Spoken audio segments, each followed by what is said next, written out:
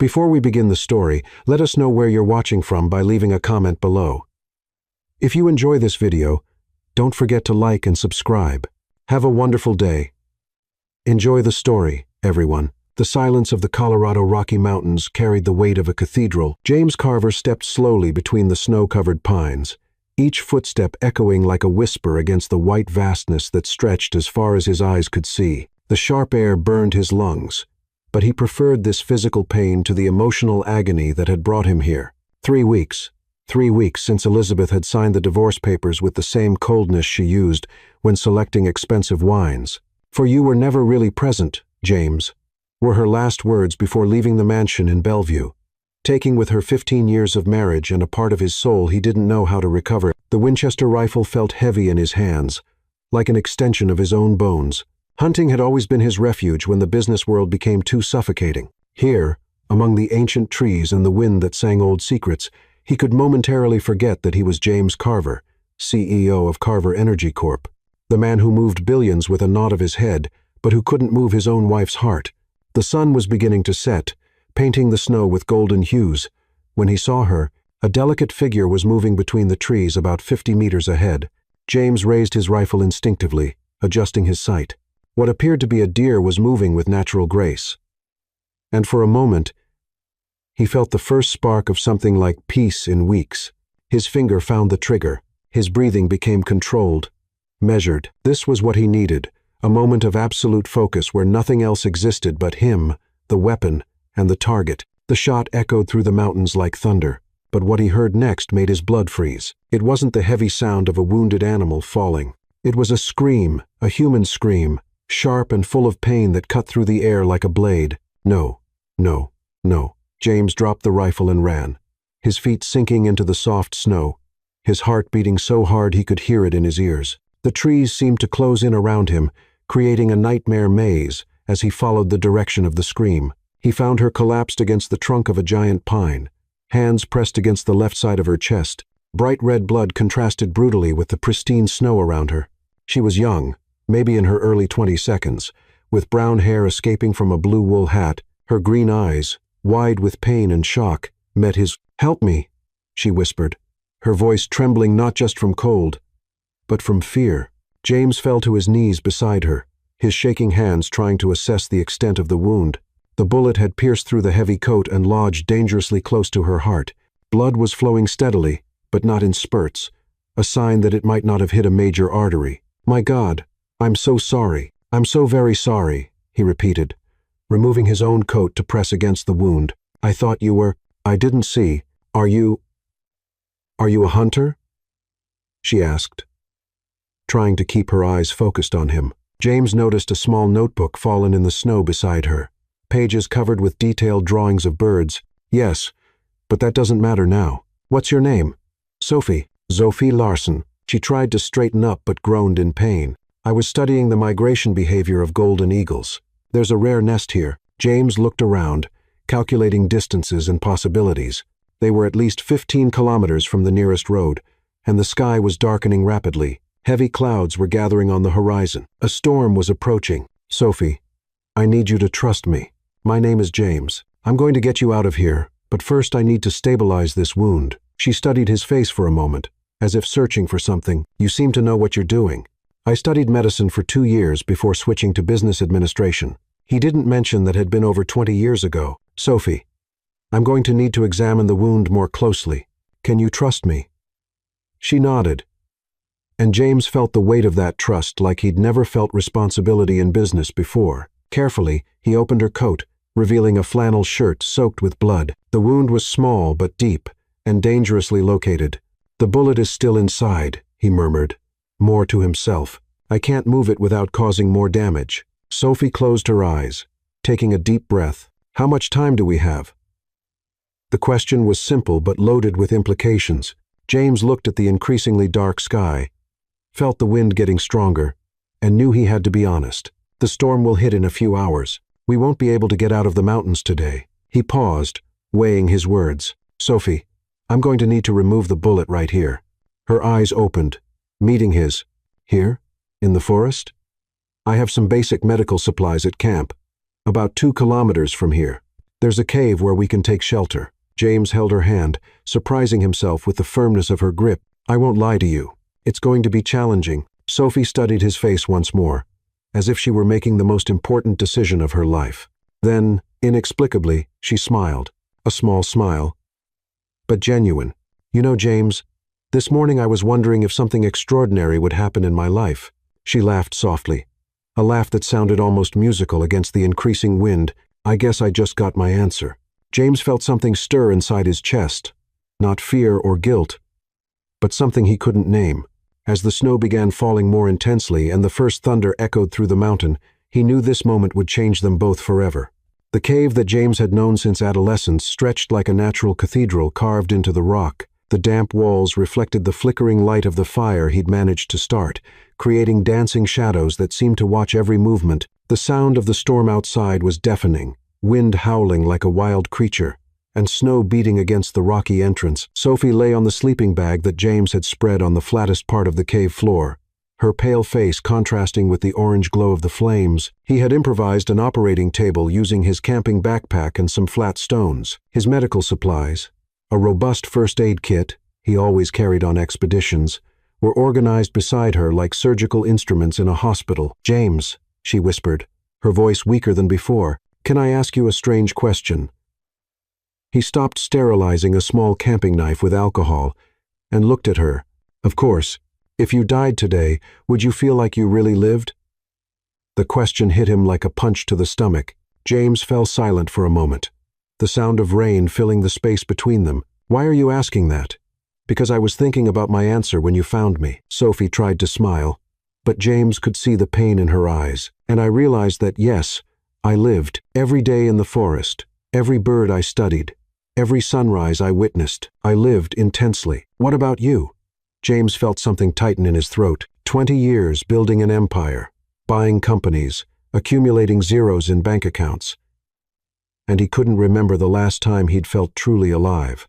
No, he answered with an honesty that surprised him. I think I stopped living a long time ago, and I'm only realizing it now. Sophie nodded, as if this answer made perfect sense. Maybe that's why we're here together. Sometimes the universe has strange ways of waking us up. James turned his attention back to the instruments, but his hands were trembling slightly. Sophie, I need you to understand what we're facing. I don't have general anesthesia, just some pain pills and alcohol. It's going to hurt a lot. How much? More than anything you've ever felt in your life. She closed her eyes for a moment, taking a deep breath. And if you can't do it, if something goes wrong, James stopped completely, facing the question he'd been avoiding, asking himself, then at least you won't die alone in the storm. That's comforting in a strange way. Sophie laughed softly, a sound that echoed gently off the cave walls. Do you have children, James? No. Elizabeth and I tried for years. But he didn't finish the sentence. What about you? I don't have family. My parents died in an accident when I was 16. Since then, birds became my family. She looked at the cave ceiling. They taught me that migration isn't about running away. It's about finding where you belong. James felt those words resonate inside him in a way he didn't expect. Are you ready? Wet. Sophie reached out her hand to him. Promise me something. What? If I don't survive, promise you'll answer that question differently the next time someone asks. James took her hand, feeling the skin cold but steady. You're going to survive. Promise. I promise. James began by administering the painkillers he had, knowing they would be insufficient. Then, with extreme care, he started cleaning the area around the wound. Sophie gritted her teeth but didn't scream. Tell me about the eagles, he said, trying to distract her while preparing the incision. Golden eagles are… She groaned when he made the first cut but continued talking. They're different from bald eagles. They don't like water. They prefer open terrain. The female I'm studying is at least 15 years old. She's been coming back here every winter for 5 years. James worked with surgical precision, his hands finding a skill he thought he'd lost decades ago. The bullet was lodged deeper than expected, dangerously close to the heart. Why do you care so much about them? He asked, sweat running down his forehead despite the cold. Because they choose a mate for life. Sophie was breathing heavily, but her voice remained steady. When one dies, the other might spend the rest of its life alone. But when they find each other, they fly together as if they were one creature. James paused for a moment. Doesn't that seem lonely to you? It used to, but watching them, I realize they're not afraid of loneliness because they know it's worth waiting for true love, even if that means being alone your whole life.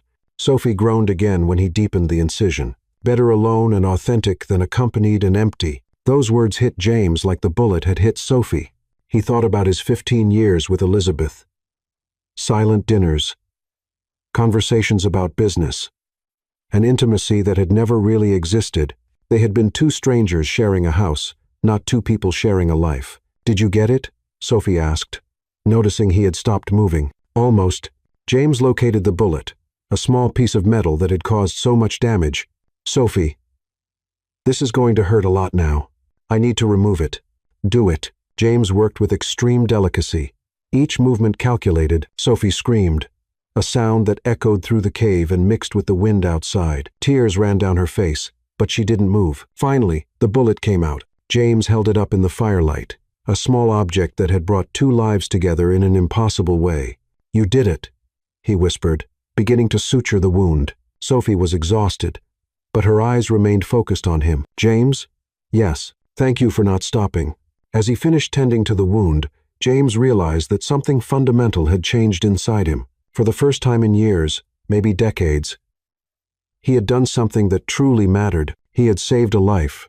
He had been completely present in every second. "Sophie, thank you for letting me try." Outside, the storm continued roaring, but inside the cave, warmed by the fire and by something neither of them could name yet, they had found a strange peace. James looked at the woman he had nearly killed and wondered if the universe really did have mysterious ways of bringing the right people together. The bullet was removed, but James suspected the real transformation had only just begun. The fire crackled softly in the cave, its flames dancing like ancestral spirits on the rocky walls. James had improvised a more comfortable bed for Sophie, using his own jacket as an additional pillow, and now she rested in a semi-sitting position. The wound properly bandaged, the worst had passed. She was stable, breathing normally, and color had gradually returned to her face. "I can't sleep," she murmured, breaking the silence that had settled between them over the past few hours. James sat a few meters away, feeding the fire with dry branches he had collected before the surgery. "It's the adrenaline. Your body is still processing the trauma. It's not just that." Sophie watched him with those penetrating green eyes. "It's strange, but I feel awake, like I'd been sleeping for years and was finally really seeing the world." James understood exactly what she meant. He felt different, too, as if a layer of fog had been removed from his vision. Near-death experiences do that to people. Have you ever had one? A near-death experience? James thought for a moment. "Not physically, but emotionally. I think I was slowly dying for years without realizing it." Sophie studied him with curiosity. "What do you mean?"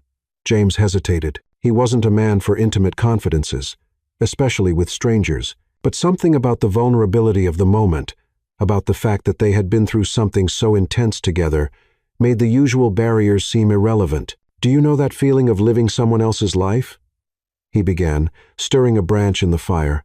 "For 20 years, I would get up, put on expensive suits, make decisions that moved millions of dollars, come home to a wife who barely looked at me, and wonder if this was really what adult life was supposed to be. And was it? No, it was a performance.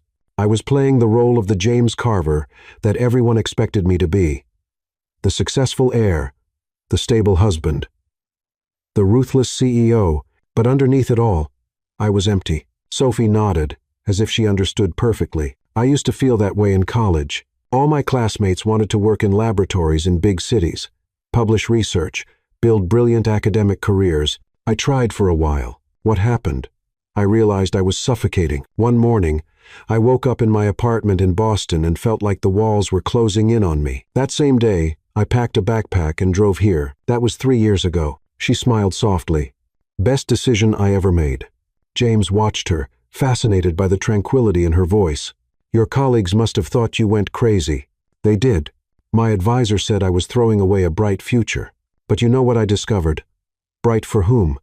What good is a bright future if you feel dead inside? How do you support yourself here?" "I work with conservation organizations, write reports on migration and animal behavior, give occasional lectures. I don't make much, but I need little." Sophie paused. "What about you? How did you get to the point of feeling empty when you have everything most people dream of?" James laughed bitterly. "That's the irony, isn't it? The more I accumulated money, properties, recognition, the emptier I felt. It's like each achievement was just another coat of varnish on furniture that's rotting from the inside. Did you love your wife? The question was direct. No beating around the bush. And James appreciated the honesty. I thought I did, but looking back now, I think I loved the idea of her, the version of ourselves we seemed to be to the outside world. Elizabeth is intelligent, sophisticated, comes from a good family. On paper, we were the perfect couple. And in reality?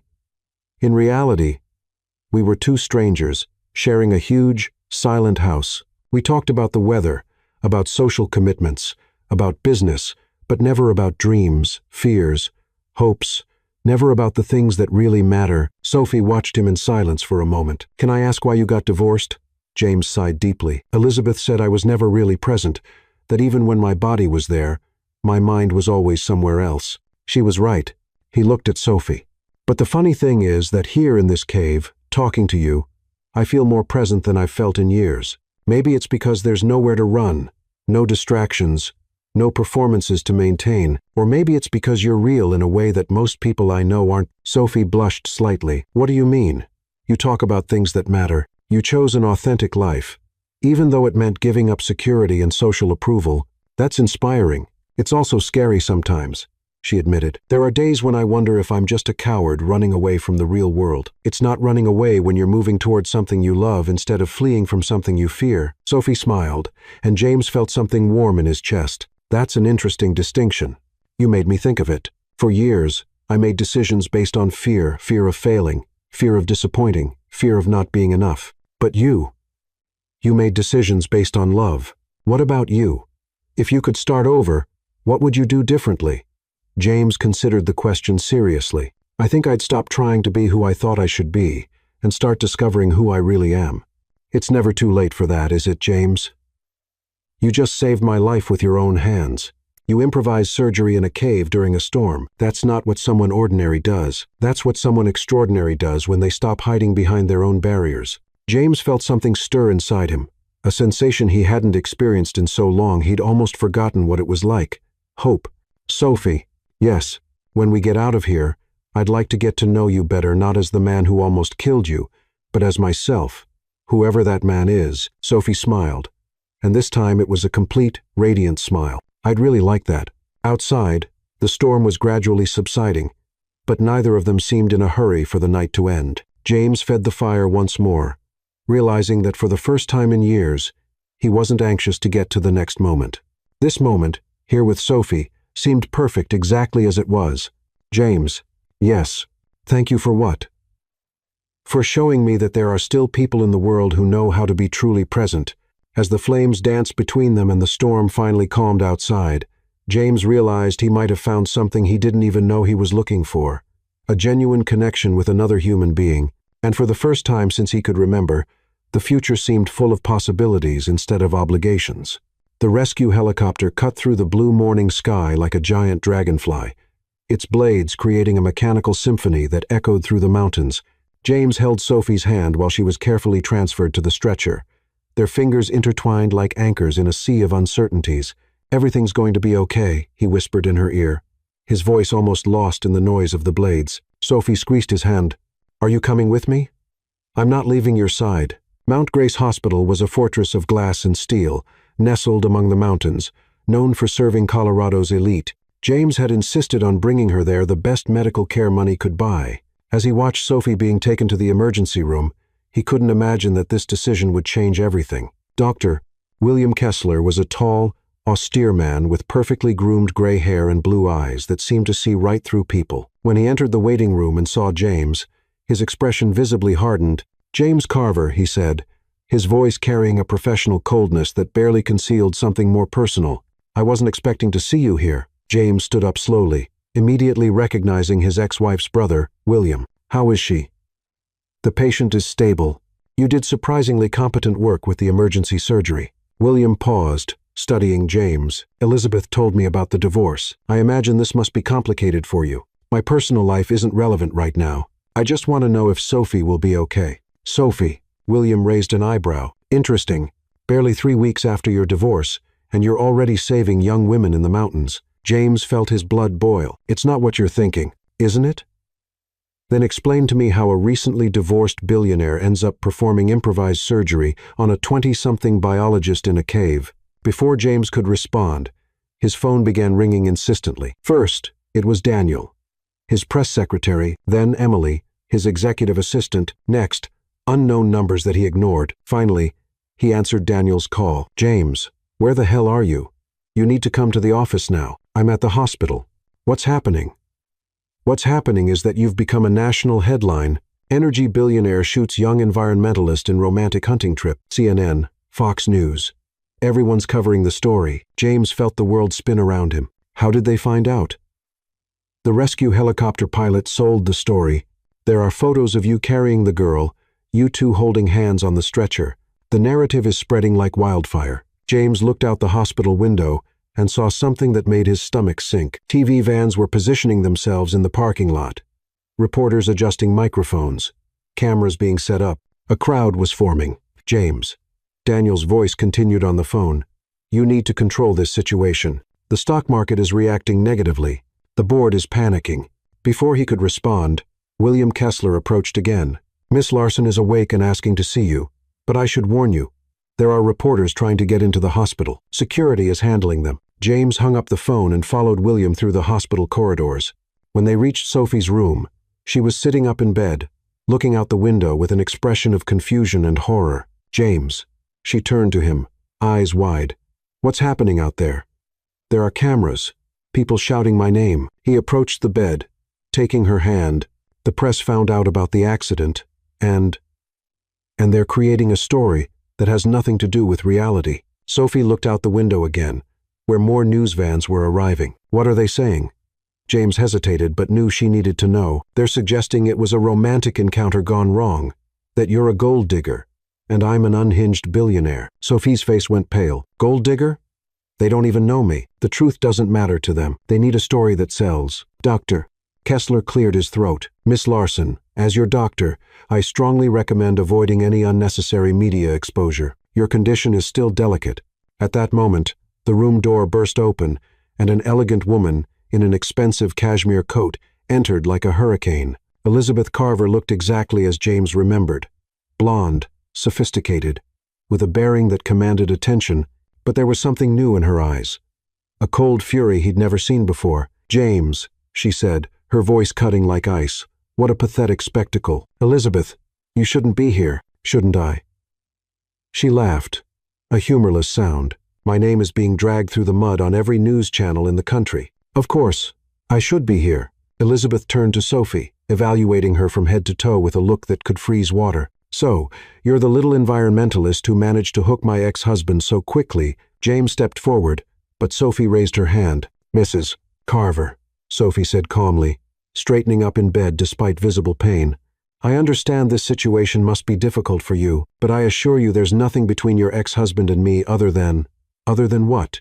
Gratitude? You really expect me to believe that a young idealist like you doesn't see opportunity when it comes knocking at your door with a 9-digit bank account?" James saw something ignite in Sophie's eyes. Not anger, but a fierce dignity that impressed him. "Mrs.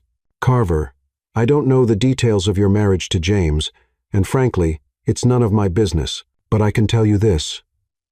I was in the mountains studying golden eagles, working on research I love, living a life I consciously chose. I wasn't looking for anyone, much less for complications. How convenient. And another thing," Sophie continued, her voice growing stronger. "Your ex-husband saved my life. He could have run away, could have hidden what happened, but instead he stayed. He risked everything to keep me alive. That speaks to his character, not to my supposed motivations." Elizabeth was silent for a moment, then turned to James. "You really think she's different? That this time it will be real?"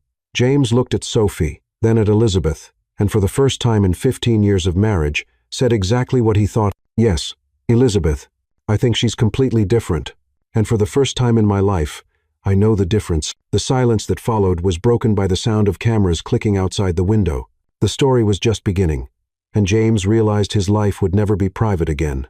But looking at Sophie, who held her head high with a dignity that neither scandal nor fortune could buy, He knew it would be worth facing any storm. The air in the hospital room seemed electrically charged after James's words. Elizabeth remained motionless for a moment, as if she had been slapped. Her blue eyes, which had previously blazed with controlled anger, now reflected something deeper, a mixture of shock, hurt, and perhaps recognition.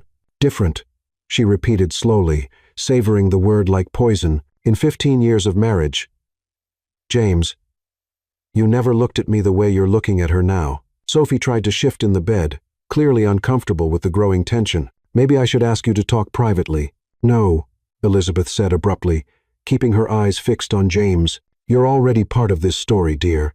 Better to hear it all. Doctor, Kessler cleared his throat. Perhaps this isn't the right time or place for William, please. Elizabeth cut off her brother.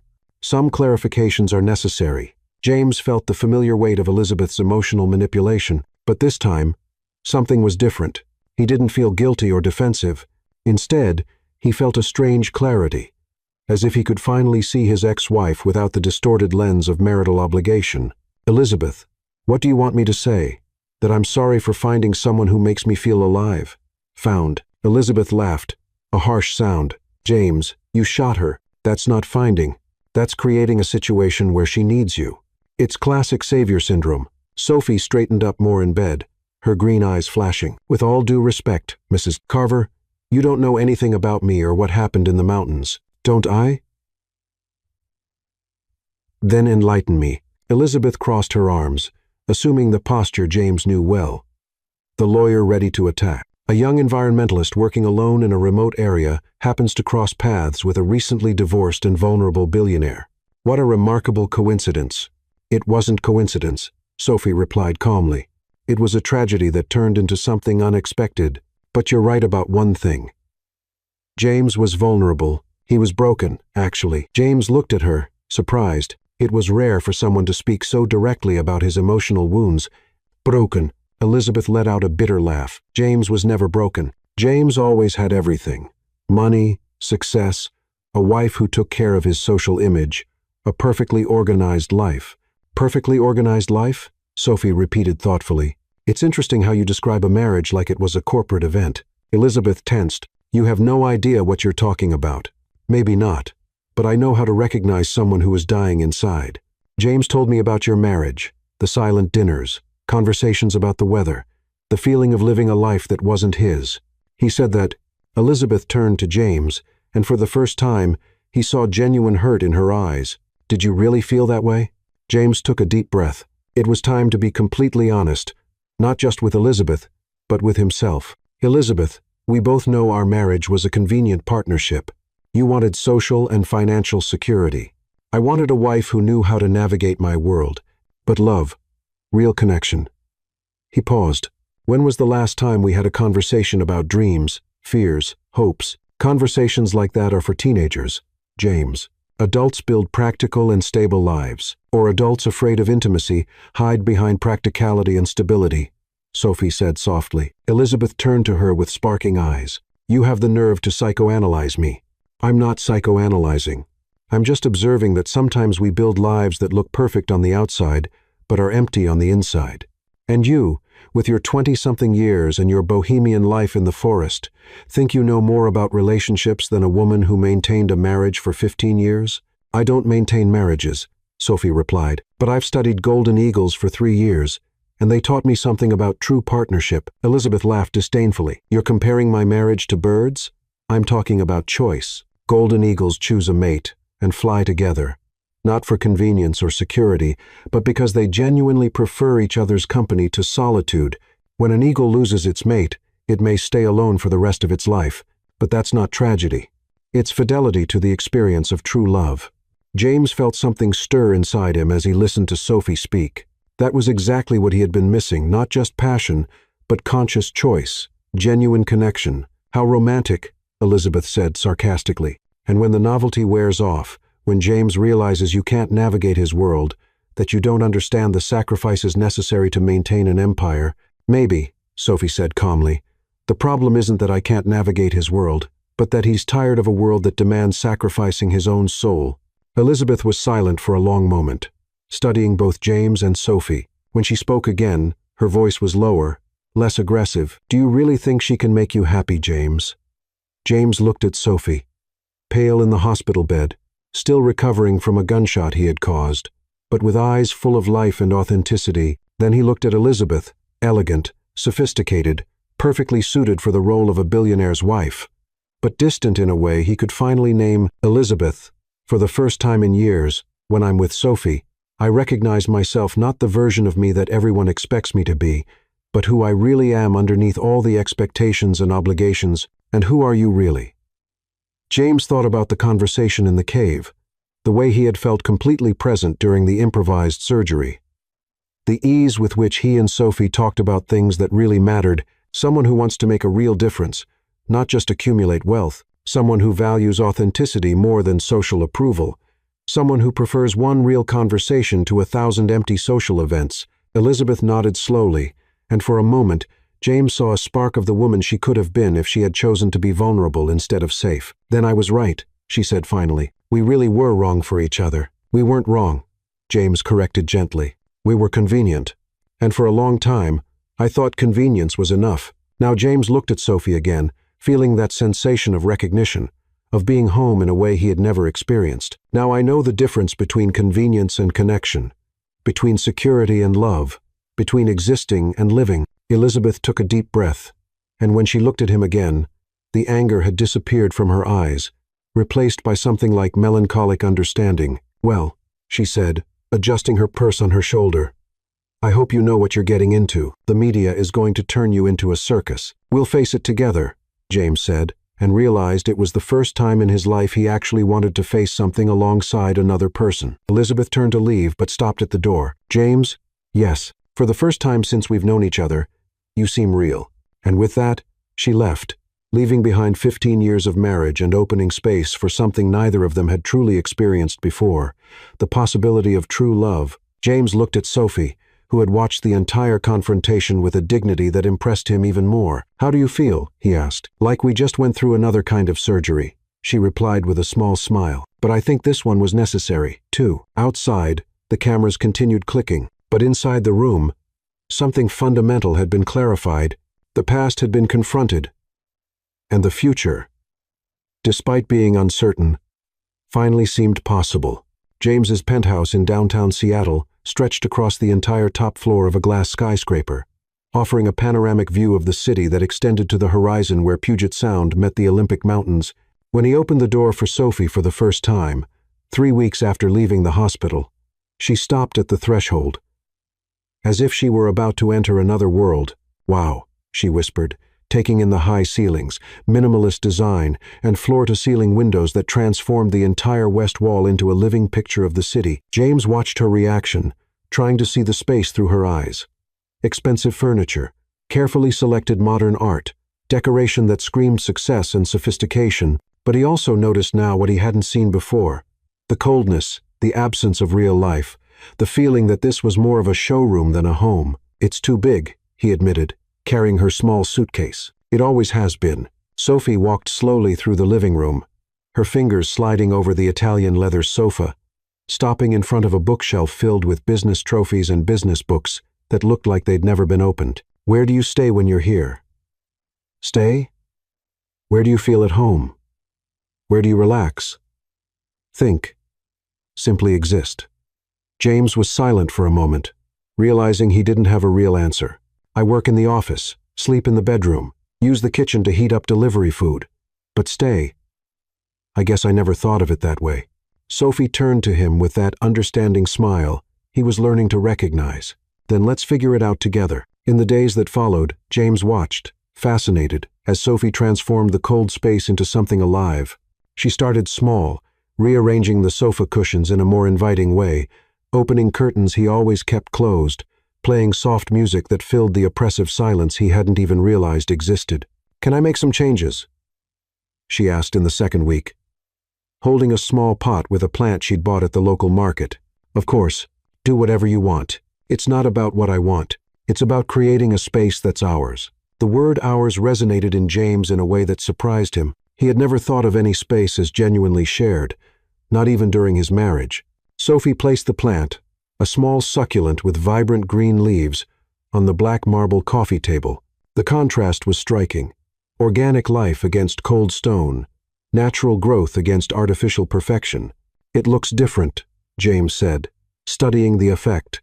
It looks alive. She corrected. Gradually, more plants appeared. Sophie explained each one as she placed them. A fern she hung near the east window.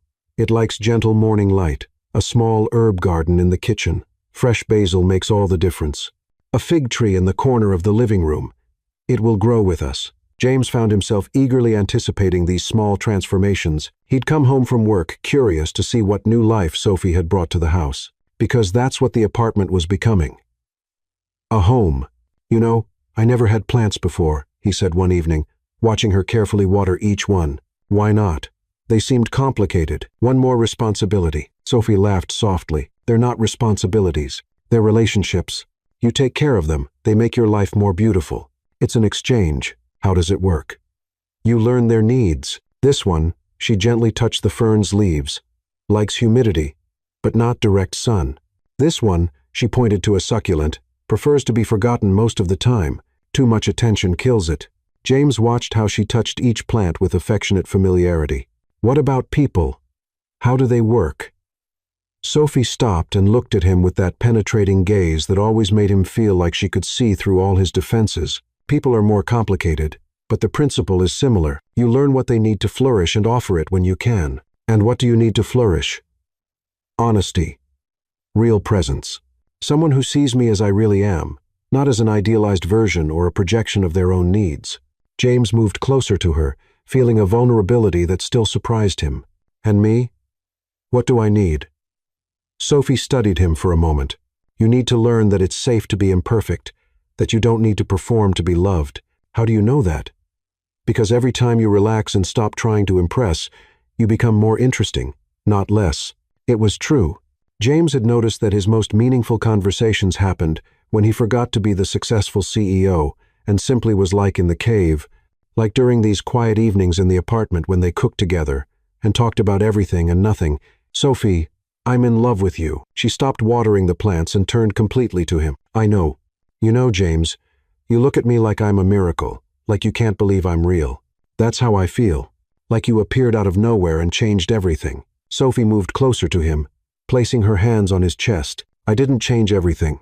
I just helped you remember who you really are when you're not trying to be someone else. James kissed her then, softly at first, then with a passion that came from a deep place he didn't even know existed. When they separated, he realized his hands were shaking. I'm scared, he admitted. Of what? That this is too good to be true. That I'll mess it up, like I messed up my marriage. James, you didn't mess up your marriage. You both chose security instead of vulnerability. I'm choosing the opposite. Even knowing that my life is complicated, that there will be pressure from the media, the company, society. Especially because of that, Sophie smiled. Easy love doesn't transform anyone. Love that's worth it always requires courage. That night, as they lay in bed that now smelled subtly of the flowers Sophie had placed on the nightstand, James felt something he hadn't experienced since childhood. The feeling of being exactly where he should be. Sophie, yes. Thank you for teaching me the difference between having a house and creating a home. She snuggled closer to him, her warm breath against his neck. Thank you for letting me plant roots. Outside, Seattle slept under a blanket of stars. But inside the apartment that was now truly a home, two people had found something rare. Love that didn't just warm, but transformed. James fell asleep for the first time in years without worrying about tomorrow, knowing he would wake up next to someone who loved him, not for what he had or accomplished, but for who he was when all the masks fell away. The meeting room on the 47th floor of Carver Energy Corp had glass walls that offered an imposing view of Seattle. But that Thursday morning, James felt like he was being watched by vultures. 12 board members sat around the polished mahogany table, their grave faces reflecting the seriousness of the situation that had led to this emergency meeting. Robert Sterling, board chairman and friend of the Carver family for 3 decades, cleared his throat. James, thank you for coming on such short notice. Robert, you said it was urgent. James took his place at the head of the table, noting the palpable tension in the air. What's happening? Patricia Lee, corporate communications director, slid a thick folder across the table. This is what's happening. James opened the folder and felt his stomach drop. Inside were dozens of newspaper clippings, printouts of online articles, and media analysis reports. Headlines jumped from the page like stab wounds. Billionaire romance affects Carver Energy stock. Investors question leadership after love scandal. Could environmentalists influence energy policies? Our stock has dropped 12% since the story went public, said Michael Grant, CFO, his voice heavy with concern. Investors are nervous. There are rumors that you might be influenced by environmental interests. James closed the folder with more force than necessary. This is ridiculous. My personal life has nothing to do with company operations, doesn't it?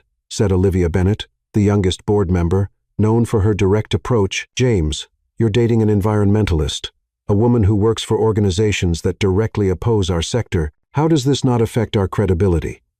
Sophie works with wildlife conservation, not energy policy. The distinction may be clear to you, Robert intervened, but not to the market. Analysts are speculating about potential changes in the company's strategic direction. James leaned back in his chair, feeling the familiar weight of corporate expectations. But this time, something was different. Instead of the usual anxiety, he felt a strange clarity. And what exactly are you suggesting?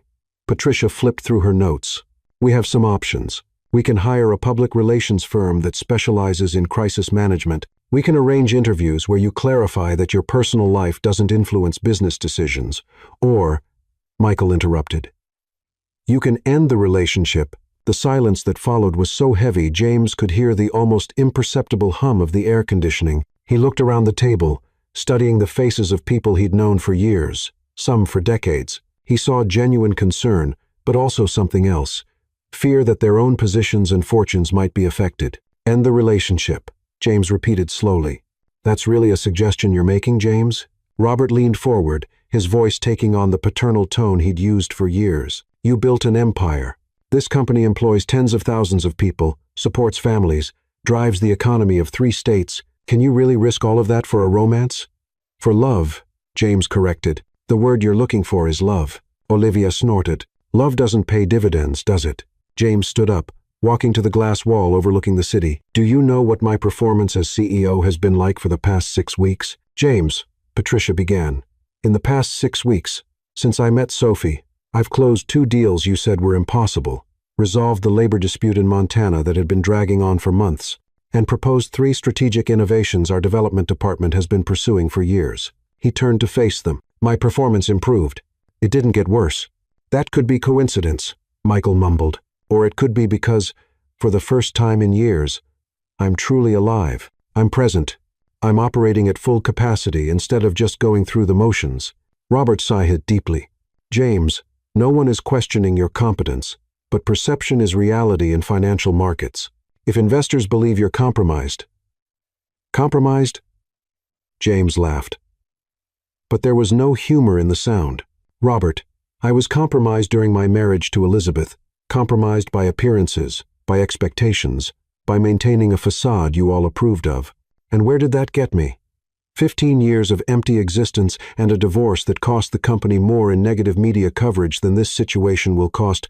Patricia checked her notes again. The metrics are different, James. The divorce was seen as normal. Executives get divorced, but a relationship with someone from the environmental sector. Someone from the environmental sector who saves birds, James interrupted. Not someone who lobbies against fossil fuels. Sophie studies eagle migration. For God's sake, public perception doesn't make those subtle distinctions, Olivia said. To them, environmentalist is environmentalist. James returned to his chair but didn't sit down. Instead, he placed his hands on the table and leaned forward, looking each board member in the eye. Let me tell you about public perception. This morning, I received 3 letters from employees congratulating me on finding happiness after my divorce. Yesterday, our 30-year secretary told me she's never seen me so human. Our engineering team commented that I'm more accessible and creative in meetings. He paused. You know what that tells me? That at least some people perceive that a happier leader is a more effective leader. Anecdotes don't move markets. Michael shot back. Don't they? Then tell me, what kind of company do we want to be? One that makes decisions based on fear of fleeting perceptions, or one that trusts in the strength of its fundamentals and the integrity of its leadership? Robert exchanged glances with other board members. James, No one is questioning your integrity, but there are other considerations, like the fact that you've all invested your careers and fortunes in this company, and fear anything that might threaten that. The silence returned, but this time, James could feel he had touched on something true. "All right," he said finally. "Let me make this simple for you. Sophie Larson is not going away from my life. She makes me a better person, and that makes me a better CEO. If you can't see the difference between a leader who's going through the motions and one who's fully engaged, then maybe this board needs to reevaluate more than just my personal life." Patricia closed her notes folder abruptly. "James, are you essentially giving us an ultimatum?" "I'm saying that for the first time in my life, I found something worth more than corporate approval or stock market tranquility. And if that's a problem for you," James straightened his shoulders, feeling a strange and powerful freedom, "then maybe it's time for you to decide whether you want a CEO who leads with authenticity or one who performs to please analysts." James left the meeting room knowing he had crossed a line. For the first time in his corporate career, he had chosen his personal happiness over professional convenience.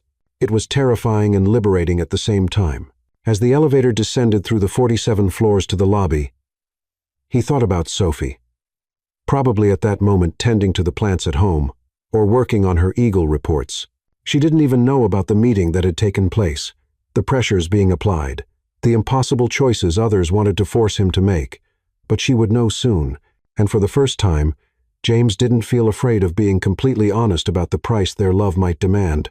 Because finally, there was something in his life worth any price. James found the envelope under his home office door on Monday morning, 3 days after the tense meeting with the board. The paper was expensive, with the embossed logo of the Green Horizon Foundation, an organization he immediately recognized as one of the most vocal opponents of the fossil fuel industry. His hands trembled slightly as he opened the envelope. Inside was a formal letter dated 2 weeks ago, addressed to Ms. Sophie Larson, and signed by Dr. Laura Thompson, Executive Director of the Foundation. "Dear Miss Larson," the letter began, "we were delighted to learn of your exceptional work with Golden Eagle Conservation. We would like to offer a research grant of $50,000 to expand your studies on the impacts of energy infrastructure on avian migration patterns." James felt like the ground had disappeared beneath his feet. He continued reading, each word hammering into his mind like accusations. Environmental impacts of the oil industry, preservation against predatory development, long-term partnership for anti-industrial research. The letter specifically mentioned the recent media interest in Sophie's work and suggested that her current visibility could significantly amplify our conservation message. James let the paper fall onto the desk, feeling nausea spreading through his stomach. The board's voices echoed in his mind. Environmentalist influence, conflicting interests, everything he had defended, everything he had risked for her, suddenly seemed planned. "James," Sophie's voice came from the hallway. "Coffee is ready." He quickly folded the letter and put it in the drawer, trying to compose his expression, but when Sophie entered the office carrying 2 coffee cups, smiling with that morning joy he had learned to love, something cold and suspicious twisted in his chest. "Are you okay?" she asked, immediately noticing his tension. "You look like you've seen a ghost." "I'm fine," he lied, accepting the coffee but avoiding her gaze, just worried about some work issues. Sophie moved closer, placing her hand on his shoulder with the affectionate naturalness he had come to consider sacred. Now that touch made him recoil internally. "Want to talk about it?"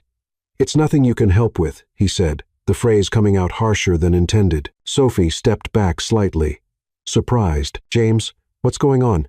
You've been acting strange since yesterday." Throughout the day, James watched Sophie with new eyes poisoned by suspicion. Every loving gesture seemed calculated. Every question about his work sounded like information gathering.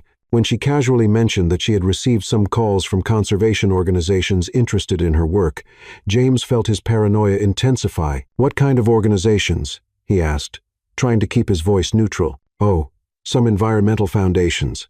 Apparently, my work is getting attention because of us, the media coverage." Sophie grimaced. "Honestly, it's a bit embarrassing. I don't want my research to be associated with our personal life, but you're considering working with them." "Maybe. Some offer resources that could really help my research." James studied her face, looking for signs of dishonesty but finding only the honest transparency that had always attracted him. This somehow made everything worse. If she was lying, she was extraordinarily good at it. The breakdown happened 3 days later during dinner. Sophie was telling him about her day, mentioning that she had finally decided to accept a small grant from a conservation organization when James couldn't contain himself anymore. "The Green Horizon Foundation?" he asked abruptly. Sophie stopped eating, surprised. "How do you know about them?" "So, it's true." James stood up from the table abruptly, going to the office and returning with the letter. He threw it on the table between them. "This arrived for you a few days ago." Sophie picked up the letter, her eyebrows furrowing as she read. "James, I've never seen this before in my life." "Of course, you haven't. I'm serious. How did this get here? And why didn't you show me when you received it?" "Because I wanted to see if you'd tell me about them spontaneously. I wanted to see if you'd be honest." Sophie's face went pale. "Honest about what?" "James, what are you accusing me of?" "I'm asking if this whole story was planned from the beginning. You, me, the accident, if you were in the mountains, specifically because you knew I'd be there." Sophie was completely still for a moment, as if she couldn't process what she was hearing. When she spoke, her voice was low and hurt. "You really believe I planned to get shot? That I somehow orchestrated almost dying to what? To get close to you? People do extreme things for $50,000, and that's just the beginning, isn't it? Once you're in, once you have influence." "Influence?" Sophie stood up, the letter trembling in her hands. "James, have you listened to me these past few weeks? Have I ever tried to influence you about anything related to your business? Have I even asked about your company?" It was true. Sophie had shown remarkable lack of interest in the details of his corporate empire, preferring to talk about books, nature, personal dreams. But the seed of doubt, once planted, was hard to eradicate. Maybe that was part of the strategy, appearing uninterested. Sophie looked at him as if he were a stranger. "My God, James, who did this to you? Who hurt you so badly that you can't believe someone could love you simply for who you are?" "Nobody hurt me. I just learned to recognize when something is too good to be true, and I'm too good to be true." James looked at her tousled hair, makeup smudged with tears that were beginning to form, wearing one of his shirts over simple jeans. She didn't look like a sophisticated manipulator. She looked exactly like what she had always seemed. An authentic, passionate woman who had found something special and was watching it be destroyed. But the voices in his head were louder. The board warning about influence, Elizabeth insinuating about gold diggers. Years of business experience where everyone had hidden agendas. "Maybe you should accept the grant," he said coldly. "It seems like a perfect opportunity to expand your work." Sophie was silent for a long moment, studying his face. When she spoke again, there was a deep sadness in her voice that cut James more deeply than any anger could. "You know, James, in that cave, when you said you'd been dead inside for years, I thought you were exaggerating. Now I realize you were being completely literal." She carefully placed the letter on the table. "And the saddest part is that, for a few weeks, I saw you come back to life.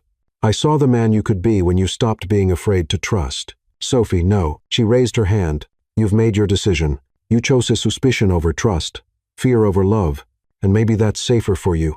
Maybe that's what you really want." Sophie went to the bedroom they had shared and began packing her few things. James watched her from the doorway, part of him screaming to stop her, to apologize, to confess that he was too terrified of happiness to believe it could be real. But the larger part, the part that had been trained by decades of corporate betrayals and personal disappointments, remained silent. "Where will you go?" he asked when she passed him, carrying her suitcase. "Back to the forest, where things make sense." She stopped at the door, looking at him one last time. "James, I hope someday you find someone you can trust, even if it's not me." And then she was gone, taking with her the plants she had scattered throughout the apartment, leaving only empty spaces where there had been life. James stood alone in the silent apartment, holding the Green Horizon Foundation letter, and wondering why the victory of being right felt exactly like defeat. 7 days. James counted every hour that had passed since Sophie left his apartment, each minute marked by the empty echo of his own footsteps in rooms that had once been filled with life. The apartment seemed to have returned to what it had always been, a mausoleum of glass and steel, beautiful and dead. He was in his office on Thursday morning, pretending to read financial reports but actually staring at the space where there used to be a small succulent, when his secretary announced over the intercom that Dr. William Kessler was asking to see him. "Send him in," James said, surprised. Elizabeth's brother wasn't exactly someone who made social visits. William entered with his characteristically formal posture, but there was something different in his expression, a mixture of discomfort and determination that James couldn't decipher. "William, what a surprise. How can I help you?" "Actually, James, I'm the one who needs to help you. Or rather, I need to redeem myself." "Redeem?" William took a deep breath, like a man about to confess a capital sin. "In the past few weeks, since you and Miss Larson left the hospital, I investigated her." James felt something cold forming in his stomach. "You did what?" "I hired a private investigator. I wanted to make sure she wasn't taking advantage of you." William raised his hand when James started to protest. "I know how this sounds, but after the contentious divorce with Elizabeth, I was genuinely worried you might be vulnerable to opportunists." "And what did you discover?" James asked, his voice dangerously low. William opened a file, revealing a stack of documents, photographs, and reports. "I discovered that I'm an idiot, and that you just made the biggest mistake of your life." James picked up the first document, a detailed credit report. Sophie Larson had never had a bank account with more than $3,000. She lived on less than $20,000 a year, consistently refused more lucrative opportunities, and regularly donated the small amounts she managed to save to animal sanctuaries. The next document was a series of academic records. Magna cum laude graduation in biology, a master's degree in conservation with a thesis on migration patterns that was published in 3 respected scientific journals. Her professors described her as brilliant, ethical, and incorruptibly dedicated to pure science. James flipped through more pages, his breathing becoming increasingly difficult. Photographs of Sophie, working alone in the mountains, documentation of her regular visits to the same research areas for 3 consecutive years, records of her interactions with environmental organizations, all strictly related to wildlife conservation, nothing political. "What about the Green Horizon Foundation?" James asked, his voice hoarse. William turned some pages. "They really did send that letter, but not directly to her. They sent it to your address because it was the only one they could find associated with her in the news. Sophie never had prior contact with them, never requested funding, never even knew they existed until you showed her the letter." James felt like he was sinking. "How do you know this?"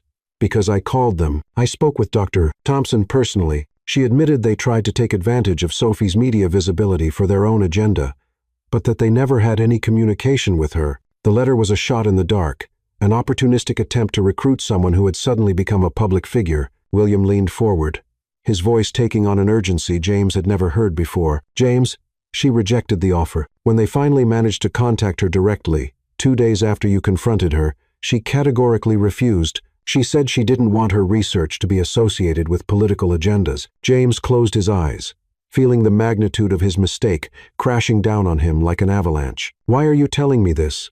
"Because in the past few weeks, watching you 2 together at the hospital, I saw something I never thought I'd see in you. Real life, genuine happiness." William paused. "And because, after investigating Sophie Larson thoroughly, I can say with certainty she is exactly who she appears to be. A rare woman who loves you for the man you are, not for the empire you built." James opened his eyes, looking at William with a mixture of gratitude and despair. "I lost her, maybe, but you won't know until you try. William, the things I said to her, the accusations I made, were based on fear, not evidence. And if there's one thing I learned about Sophie Larson through this investigation, it's that she understands the difference between fear and a person's real character." James stood up abruptly, going to the window overlooking the mountains. Somewhere out there, Sophie was probably alone in her research, hurt by his betrayal, trying to rebuild the simple, authentic life he had temporarily shared. "Where is she?" "According to my sources, she returned to the same area where you met. She's camping near the site where the accident happened." James turned, feeling something he hadn't experienced in a week. Hope. Why would she go back there? William smiled for the first time since arriving. "Maybe because that's where you were both most honest with each other. Or maybe because she's still hoping you'll remember the man you were in that cave." James looked at the documents scattered across his desk, irrefutable evidence of the integrity of the woman he had accused of dishonesty. Each page was an accusation against his own cowardice.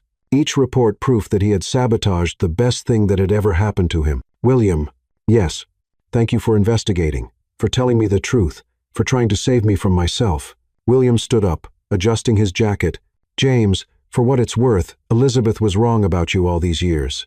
You're not incapable of loving deeply, you were just too afraid to try." When William left, James was alone with the truth he had tried to avoid. Sophie Larson was exactly who she said she was, and he had destroyed the only genuine relationship of his life because of ghosts and fears that had nothing to do with her. But maybe, just maybe, it wasn't too late for redemption. James grabbed his car keys, leaving the documents on the desk and the office behind. He had a trip to make and a heart to try to win back. If she still wanted to give a second chance to the man who had almost lost everything by not being able to distinguish between true love and self-sabotage, the mountains awaited him, and with them, perhaps one last opportunity to prove that sometimes even the most lost can find their way back home. A year later, James Carver stood on the same cliff where it all began. But this time he wasn't carrying a rifle.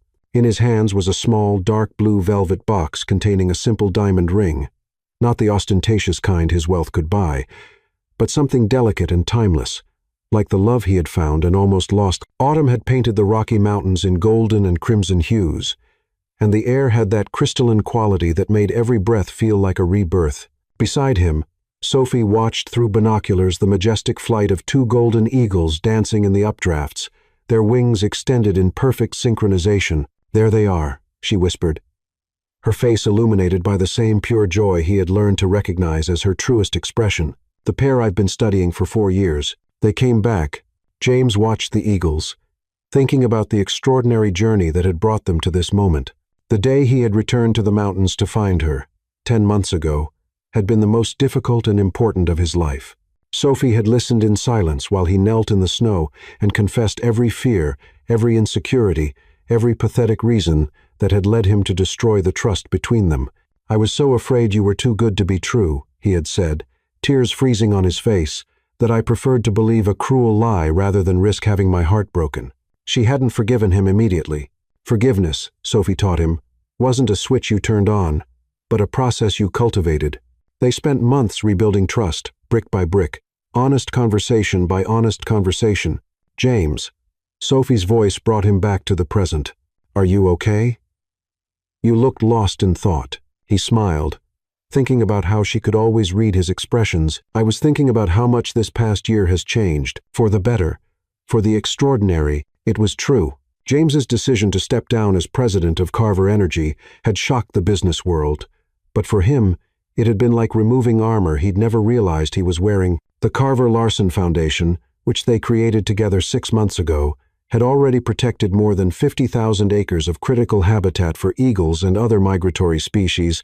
"Sophie," he said, his heart beating faster than during any billion-dollar negotiation he'd ever conducted. "Can I ask you something?" She lowered the binoculars, her green eyes meeting his with that complete attention that was one of her most precious gifts. Of course, James knelt right there on the rocky ground where, a year before, he had carried her, wounded and bleeding. The ring emerged from the box like a crystallized promise. "Sophie Larson, you taught me that true love isn't about possession or control, but about daily choice, about choosing vulnerability over security, authenticity over approval, growing together over individual stagnation." His voice trembled slightly. "You saved me, not just in that cave, but every day since then, simply by being who you are." Tears began forming in Sophie's eyes, but she didn't wipe them away. "James, marry me, not because you need my wealth or because I need your approval, but because together we are more true than we ever were apart.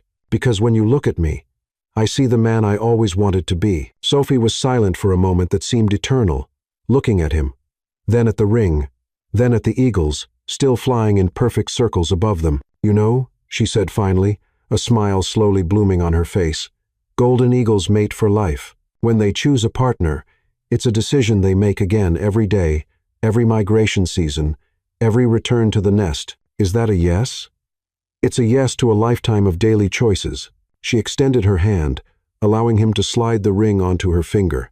"It's a yes to building something together that's greater than anything we could create alone." James stood up and kissed her while the eagles flew in circles above them, as if blessing their union. When they separated, he realized that, for the first time in his adult life, he wasn't planning the next move, wasn't calculating results or managing risks. He was simply present, completely there, in the perfect moment. "So," Sophie said, intertwining their fingers, "where are we getting married?" James looked around the majestic mountains, thinking about the cave where they had shared their first deep truths, the hospital where they had faced the world's judgment, the apartment where they had learned to create a home together. "Here," he said, "where it all began, where I almost lost you, and where I learned that sometimes you need to break completely to discover who you really are." 6 months later, in an intimate ceremony with just a handful of true friends and Dr. William Kessler as officiant, James and Sophie were married on the same cliff where he had proposed. Elizabeth sent an elegant card wishing them happiness, a peace offering that James didn't expect but deeply appreciated. There was no media coverage, no obligatory guests for business connections, nothing but two people promising to choose love over fear, growth over stagnation, authenticity over convenience. During the ceremony, the same golden eagles flew above them, as if officiating their own wild blessing. Now, a year after the wedding, James woke up every morning in a modest house near the mountains, surrounded by plants they tended together, working on a mission that fed his soul instead of just his bank account. He was still wealthy. Some riches don't disappear easily, but now his wealth served a greater purpose. "James," Sophie said, interrupting his memories again. "Look." He followed her gaze to where the eagles were landing in a high nest on a distant cliff. It was the same nest she had studied for years, the same one that had brought her to that fateful area where they met. "They'll stay together for life," Sophie said softly. "Through all the migrations, all the seasons, all the storms." James pulled her closer, feeling the warm solidity of her presence. Like us," she agreed. As the sun set behind the mountains, painting the sky with colors no artist could replicate, James Carver realized he had finally learned the difference between having a life and living a life, between accumulating things and cultivating relationships, between being successful and being happy. And above all, he had learned that sometimes love comes disguised as tragedy, that sometimes you need to be broken to be healed, and that sometimes the bullet you least expect is the one that opens your heart to possibilities you never imagined. In the mountains around them, eagles flew free in infinite skies, and two people who had found in each other not just love, but redemption, walked home together, knowing they had built something rare and precious, a life based on truth, conscious choice, and the daily courage to love without reservations.